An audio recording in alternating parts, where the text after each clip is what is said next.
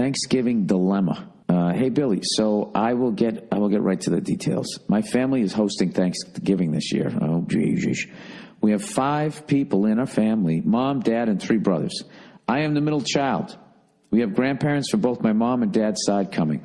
Along with my grandparents, we have cousins coming. All right, now, here is my dilemma. Here's where my dilemma comes into play. My cousin got married a while back, and his wife has asked if her mom could come to our Thanksgiving dinner. Oh, Jesus Christ. Oh, Jesus Christ. You know, there's something to be said when you've lived that long and you don't have a Thanksgiving party to go to. That probably means you're a fucking asshole. My mom had gotten into a little dispute with her like a few months ago, and my mom fucking hates her. Ah, Jesus Christ. You can't do that, people. You can't get into a fight with your fucking in-laws. You can't do it. You can't get in a fight with your, I don't even know what you call them. If your brother or sister gets married, you can't get into it with their fucking in-laws. You just can't do it. You got to bite your tongue and just be like, I'm going to sit here in my sweater. I'm going to smile and wave, and this is going to be over.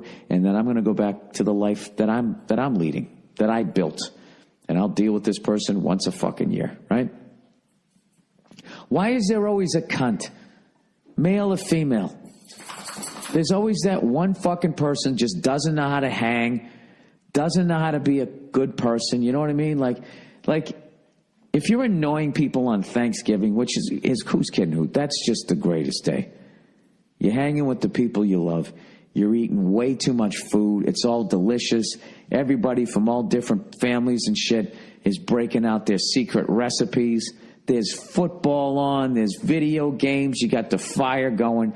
There is no fucking reason to even remotely be a cunt on that day or for the whole weekend. It's the greatest fucking weekend. College kids come back Wednesday night. Everybody fucking hangs out. You get to try to fucking hook up with people that you liked back in the day when you were in high school, right? By the way, you got to do that Wednesday night hookup, man.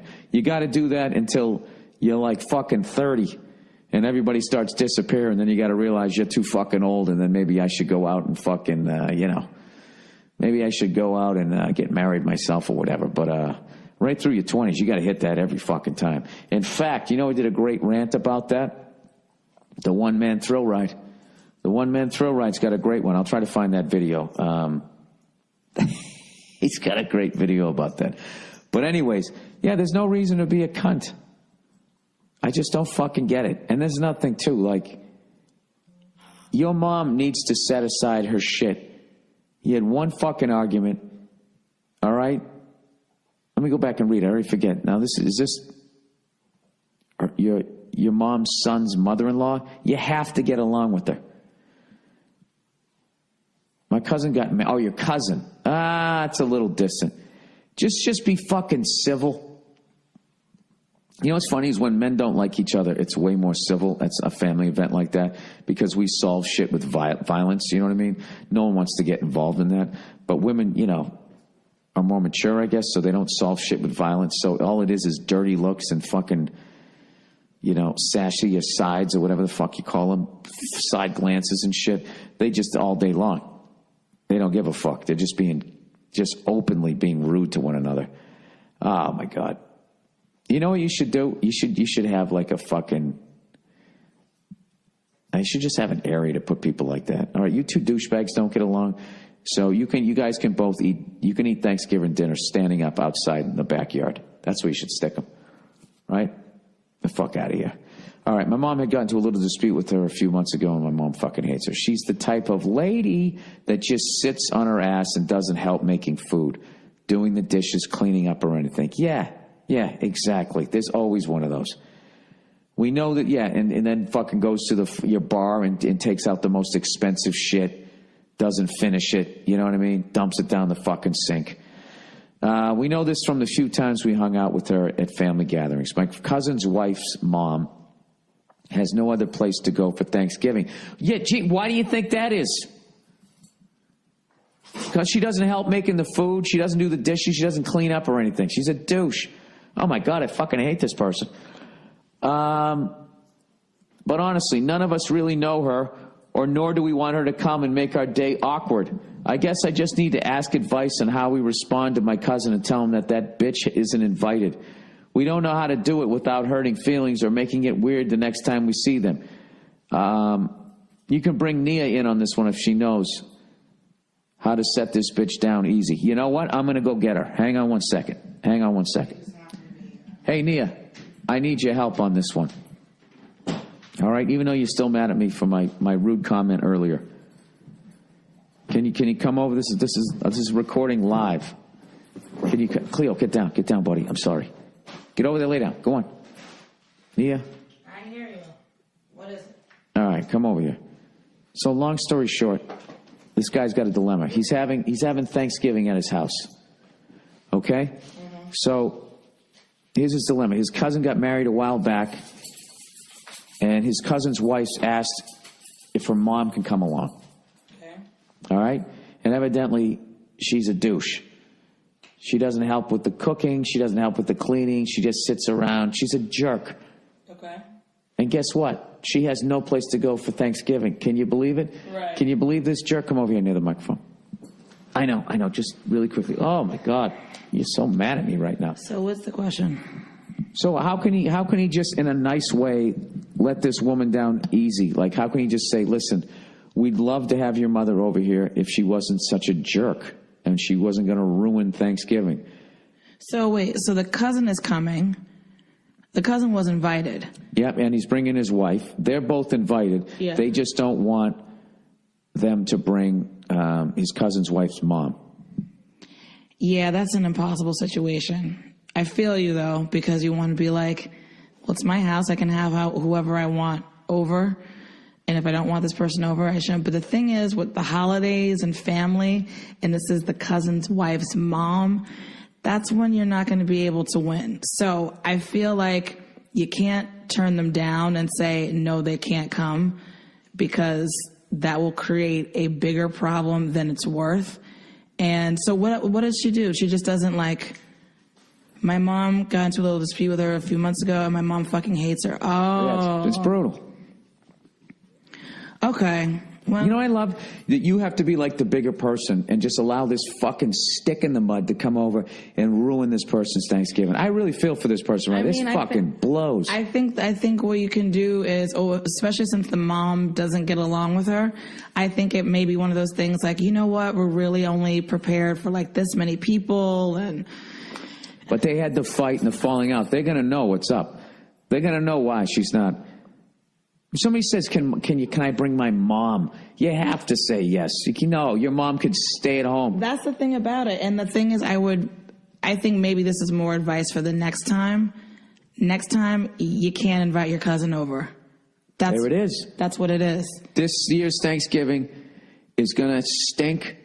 But then the rest of them won't, because your cousin can't come the next time. Yeah, just ignore that woman for now. If she doesn't help or whatever, it's, whatever. You got to have fun with it. Yeah, and you can also say, oh, hey, whatever her name is, Susan, do you mind, gathering a couple of those plates for us? And, just kind of just throw that in there. But if she's continuing to be that way, I'm sorry, but your cousins can't come to your Thanksgiving anymore, because she's going to be a part of the package.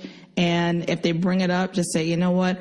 To be honest, our mom doesn't really get along with her, and we feel like it gets uncomfortable, and I got something. Maybe they can come by for pie at the end of the night or something, and they can just. Or maybe we can bring it out to the car and just hand it to you. Right, as they're driving by, just stick your hand out the window, and I'll have it on a plate. You know what we used to do when there was somebody like that around? There would be some sort of inside joke that whenever the person was behaving the way that we hated, it was the inside joke with the other people, or you would just sing a song. Hey, can you clean up the dishes? And she doesn't do it, and then you just walk away, and you just sing just once.